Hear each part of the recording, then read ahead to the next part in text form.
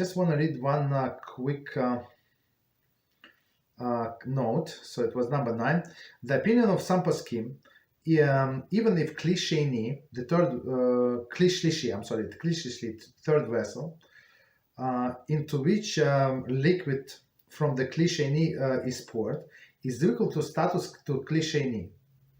Is a liquid yatzal adasbo. Others disagree. Okay, this the whole list. So technically, so here's the thing that I'm going to tell. That's a big difference between Ashkenazi custom or approach and Sephardi custom.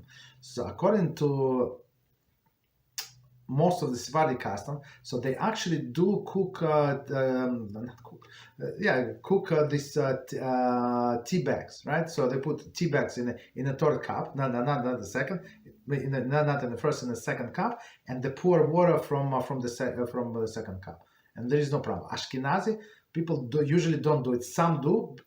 There are opinions that you can do it, but mostly we go by the stricter opinion, and we say that this tea leaves is one of the exceptions. It is exception, right? That it's if the water inside, like in the cup, if it's a second, third cup, or fifth cup, 10th cup, if it's above yatzal adasbo, since this leaves, especially in tea bags, that's how they make it. So they're readily cooked. They're going to cook. So basically, we never ever use a tea bags on Shabbos. So what do? You just prepare before Shabbos, like tea essence, right? And like in olden days, and that's it.